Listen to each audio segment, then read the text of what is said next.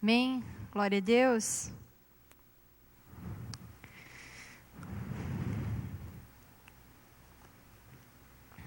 Glória a Deus. Podeis assentar.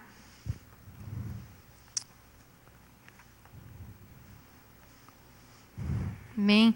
Estou muito feliz de estar aqui essa noite, né? E fiquei muito feliz quando o pastor me ligou pedindo para trazer a palavra, né? Porque, na verdade, só vou passar algo que Deus tem falado comigo, né? E é tão bom quando a gente consegue compartilhar algo que Deus tem falado nas nossas vidas, né? Isso é muito precioso, né? E eu queria dizer para cada um de vocês que está aqui essa noite, talvez alguns me conhecem, meu nome é Karine, outros não, mas esse é o melhor lugar que você poderia estar hoje, né? Eu não sei o que te trouxe aqui, não sei se foi um amigo que te convidou, né? Ou se de repente você viu um anúncio no culto, ou você já vem no culto dos jovens, mas eu sei de uma coisa, esse lugar é o melhor lugar que você poderia estar. Por isso, aproveite esse momento. Eu queria pedir para o Abner subir aí, para a gente só tocar uma música, para a gente estar se colocando na presença de Deus, para estar recebendo realmente aquilo que Deus quer falar conosco essa noite. Se desligue de tudo que possa estar prendendo você. Se possível, desligue o seu celular. São 45 minutos só, porque a gente sabe que muitas vezes isso tira a nossa atenção. E talvez, se você veio até aqui essa noite meio que contra a sua vontade, mas você já está aqui. Então aproveite cada minuto desse culto ao Senhor. Eu queria pedir para que você fechasse os seus olhos e fizesse essa oração comigo agora. Senhor Deus, eu te dou liberdade, Pai. Tu tens toda a liberdade, Espírito Santo, para vir sobre a minha mente. Vem sobre os meus pensamentos. Vem sobre o meu coração, Senhor. Deus, o Senhor sabe o que cada um aqui deixou fora da porta dessa igreja. As preocupações, os problemas, a correria, Senhor, as tristezas, as dificuldades. O Senhor sabe o que cada um passou durante essa semana para estar aqui. E eu sei que o Senhor os atraiu para este lugar, porque o Senhor deseja ministrar em nossos corações. Espírito Santo, toma o teu lugar nessa noite, o teu lugar de honra, porque Deus, para onde vamos se só Tu tens palavras de vida eterna, Senhor? O que seria da minha vida se não fosse o Senhor? Aonde nós estaríamos hoje, Senhor, se o Senhor não tivesse entrado nas nossas vidas e mudado a nossa história? Por isso, Senhor, eu te peço, ministra a Tua palavra, Senhor, me usa simplesmente como um canal, porque de mim mesma eu não tenho nada, Senhor, para oferecer a eles, Pai. Espírito Santo, Tu tem liberdade sobre a nossa mente, sobre o nosso coração. Toma, Senhor, o nosso culto racional, Pai, de adoração a Ti, Senhor, em nome de Jesus. Amém. Sentado mesmo, continua com teus olhos fechados. Santo és Tu, Senhor. Só adore o Senhor.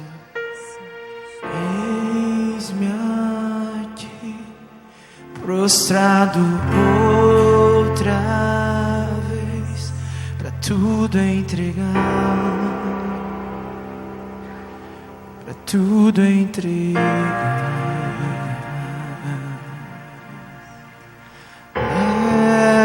Leva-me perto de Ti.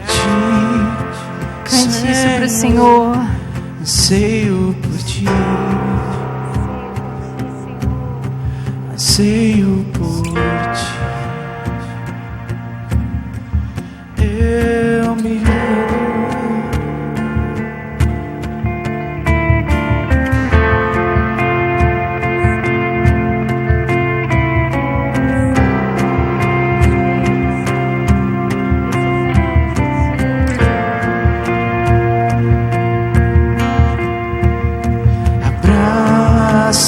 abraça-me, ouve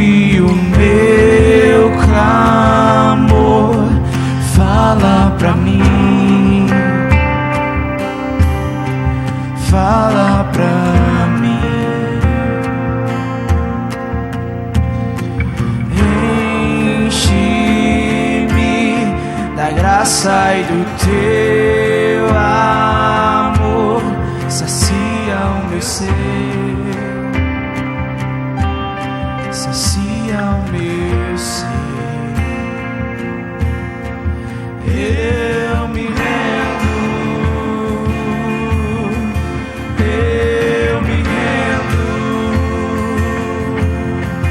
pra conhecer-te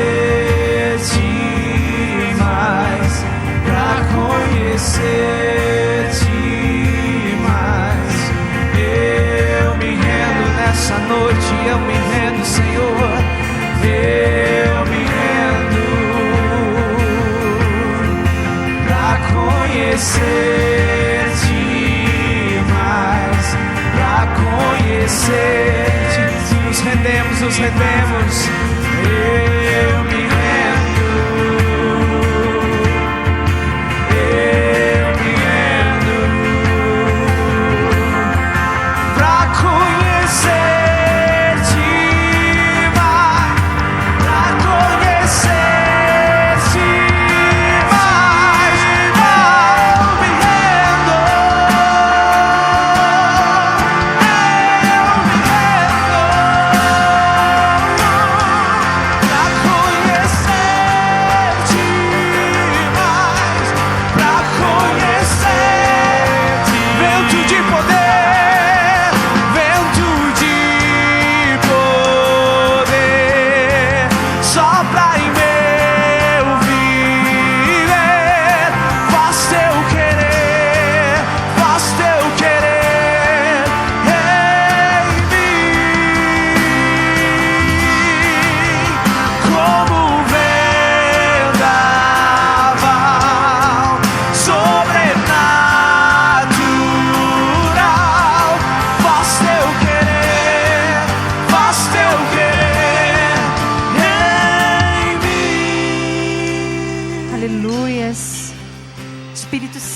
faz o teu querer nas nossas vidas. Rendemos-nos a ti, Senhor. Senhor, estamos rendidos a ti, Senhor.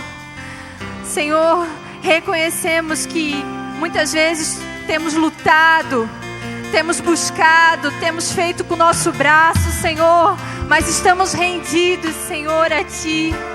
Entregando, Senhor, aquelas situações, aqueles problemas, as preocupações, Senhor, que muitas vezes nós temos lutado tanto, mas agora estamos rendidos, Senhor, como um soldado, Senhor, que luta até quando tem forças, mas chega um momento que ele se rende. Assim nós queremos estar rendidos, Senhor, prostrados diante de Ti, reconhecendo, Senhor, que nós não conseguimos, mas Tu podes, Senhor. Tu podes, Senhor. Tu podes, Senhor. Aleluias. Espírito Santo, vem. Tu és o nosso convidado de honra. Amém. Glória a Deus. O tema dessa palavra é colocando Deus em primeiro lugar. Porque parece ser algo tão simples, colocar Deus em primeiro lugar, mas é um desafio diário. É uma luta diária nossa. E eu pergunto, Deus está em primeiro lugar na sua vida? O que está em primeiro lugar na sua vida? Isso é o grande problema. Porque pecado é tudo que nos afasta de Deus. Isso é tão sutil que às vezes um namorado, a rede social, uma faculdade, um trabalho, um marido, até mesmo as coisas da igreja, muitas vezes, elas têm estado em primeiro lugar nas nossas vidas. Eu quero que você pense nisso. O que está em primeiro lugar na sua vida? O que é a sua prioridade? Tempo é uma questão de prioridade. O que mais ocupa o seu tempo? Eu sei que todos aqui têm a sua vida e que não dá pra gente ficar orando e o tempo todo. Mas o que está em primeiro lugar na sua vida? O que está em primeiro lugar no seu coração? Muitas coisas tentam roubar o lugar de Deus. Muitas vezes a gente coloca muita coisa no lugar de Deus na nossa vida. E mesmo que não seja pecado, se torna, porque tudo que nos afasta de Deus é pecado. E é isso que Deus tem falado comigo essa semana.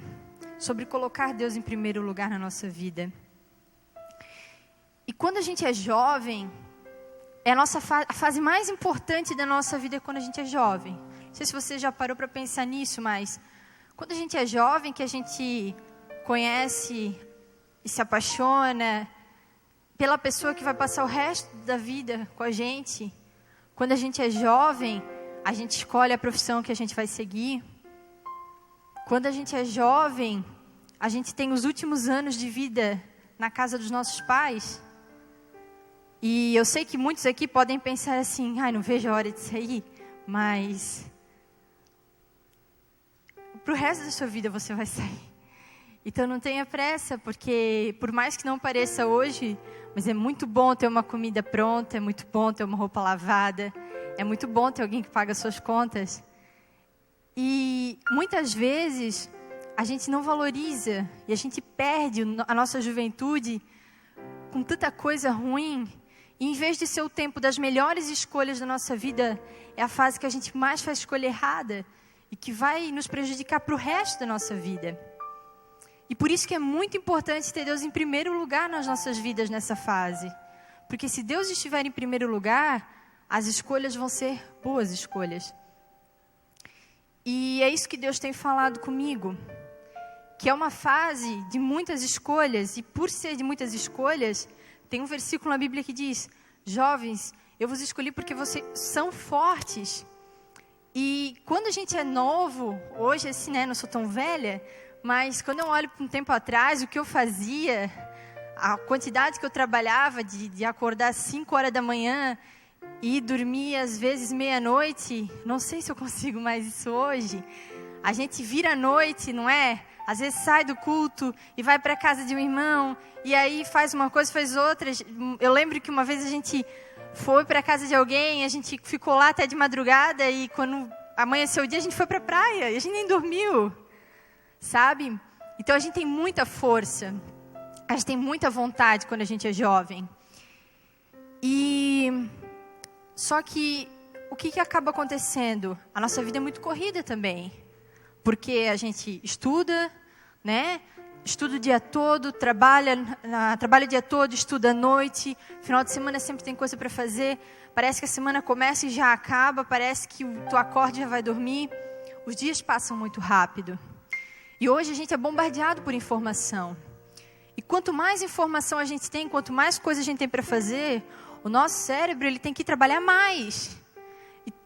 E trabalhando mais, para processar o número de informação, ele acaba sendo acelerado.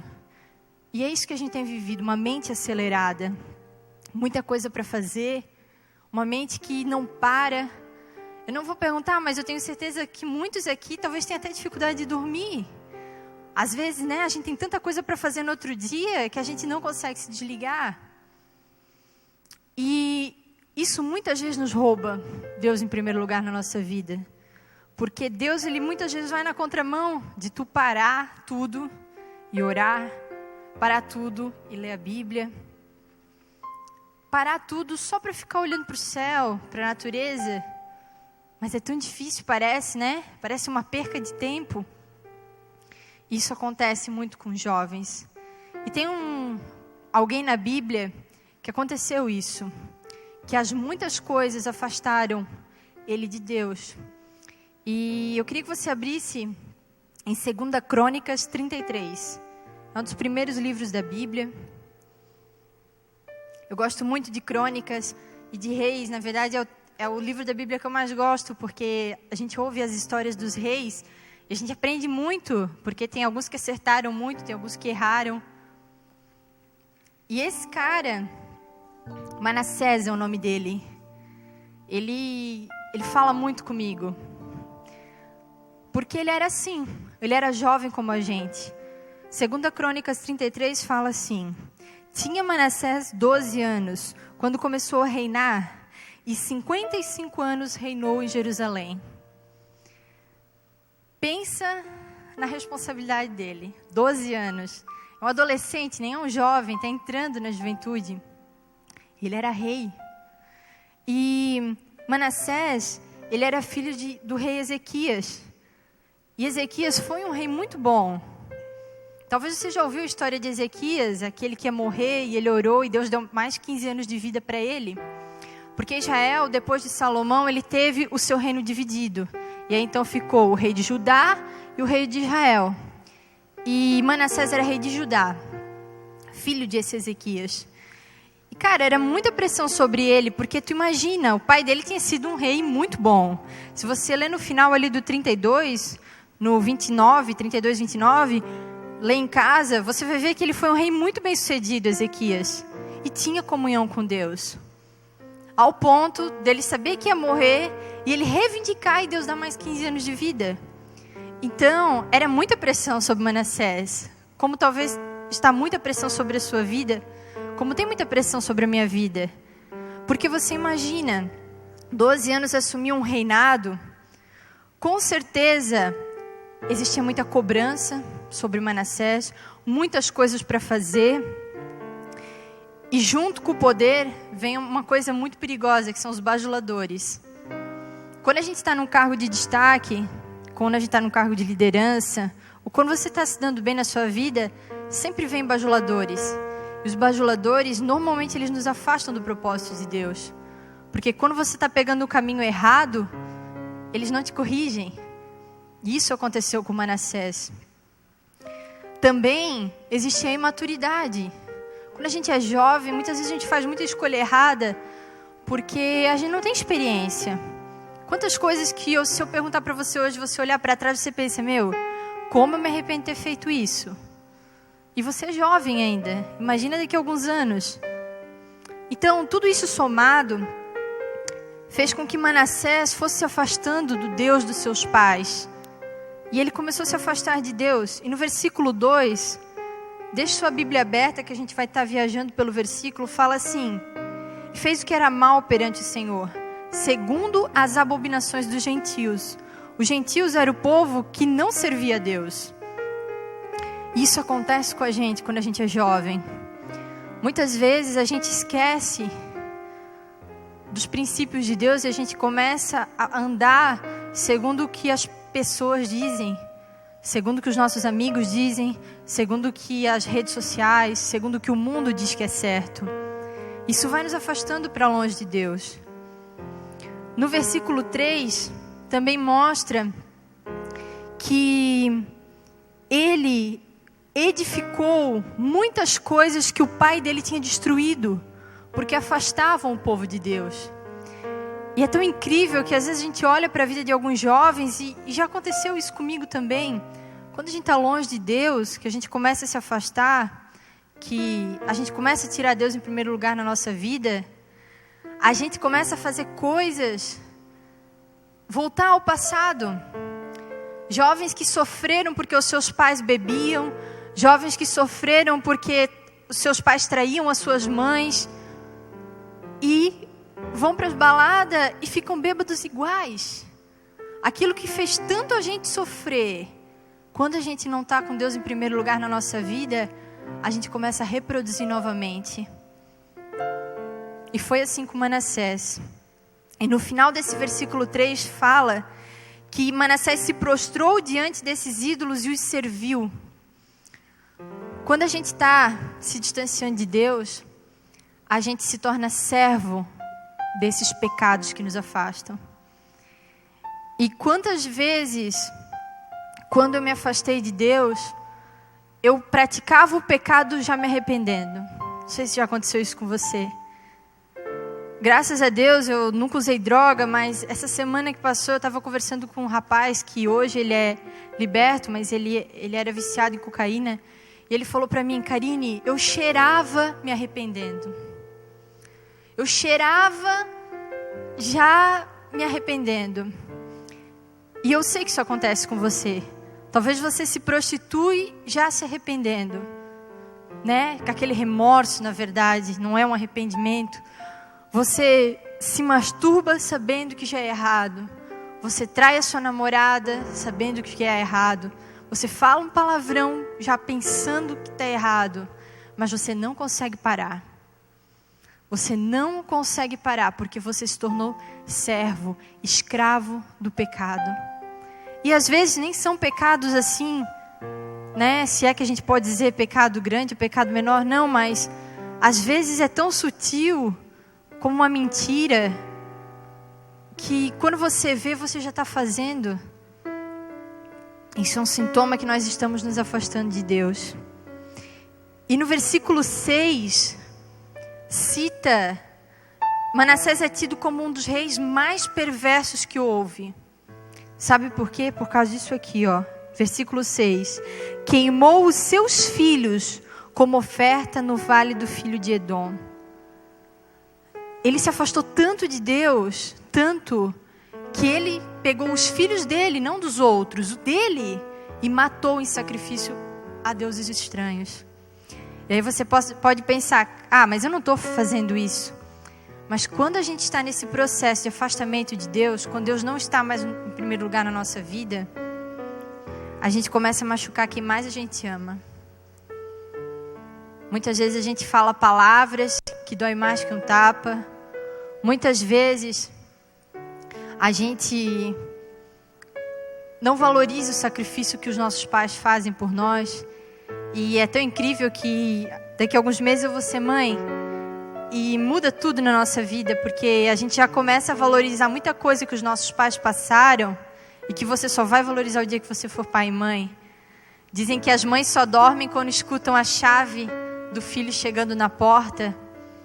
E aí você pode pensar assim, mas o problema é dela se ela não dorme, eu falo que eu vou vir tal hora. Mas eles te amam. Quantos amigos você tem desprezado?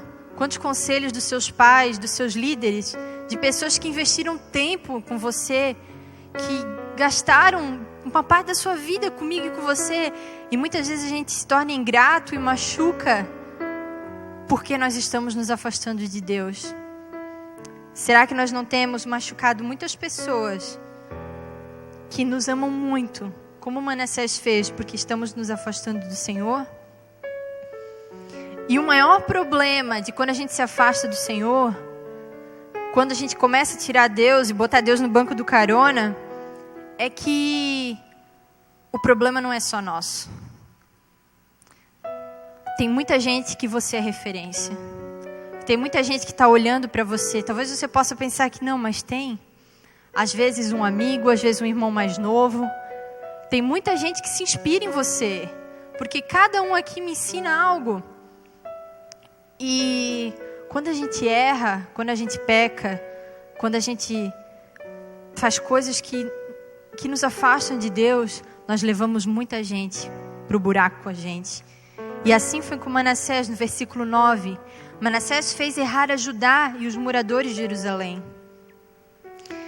E isso levou para longe de Deus, ao ponto de, no versículo 11, ele ser preso pelo rei da Síria, e ele foi levado para uma cadeia. De um rei agora, ele estava sendo um prisioneiro. E muitas vezes, é nesse momento que nós nos lembramos de Deus. E foi assim com a minha vida.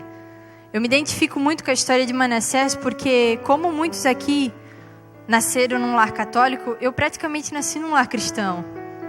Então, eu lembro de alguma coisa, mas meu pai e minha mãe já estava melhor da depressão, já estava se libertando. Meu pai já não era mais alcoólatra e viciado em jogo. Quando eu tinha 3 anos, ele começou a vir para a igreja, 3, 4 anos. Eu tive um bom pai e uma boa mãe. E eu sabia o que Deus tinha feito na vida dos meus pais. Mas como Manassés, eu simplesmente tinha uma religião, que talvez é muito do que vocês estão vivendo. E Deus não quer uma religião da gente. Deus quer um relacionamento. Deus quer ser o nosso melhor amigo. E foi assim comigo.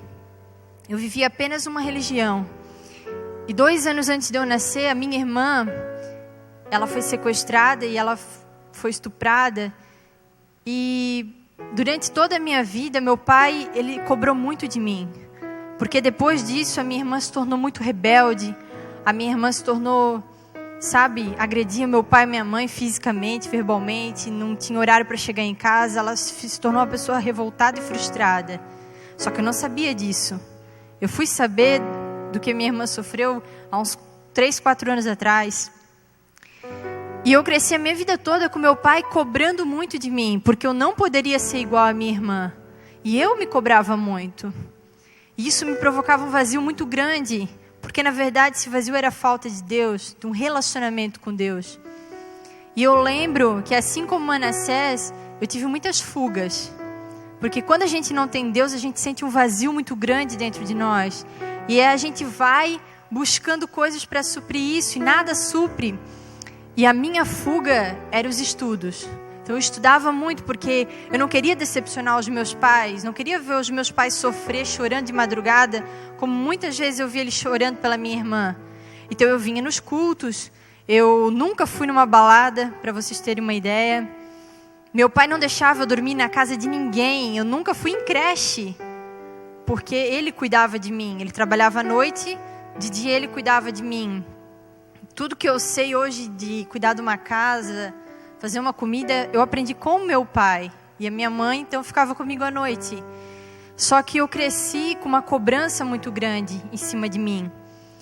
E uma forma de ter o reconhecimento dos meus pais era tirando notas boas. E eu lembro que isso era uma fuga tão grande que eu estudava muito, assim. E também eu tinha o reconhecimento na escola, né? Eu quero que vocês vejam isso como um extremo. Eu cheguei a tirar, às vezes, os 4 semestres nota 10, na mesma matéria, porque eu não podia decepcionar os meus pais. A Mônica estou comigo, a Mônica lembra. E aí eu achava que eu estava abafando, e na verdade todo mundo me detestava na escola, porque eu era uma pessoa infeliz, né? E aquilo era a minha fuga.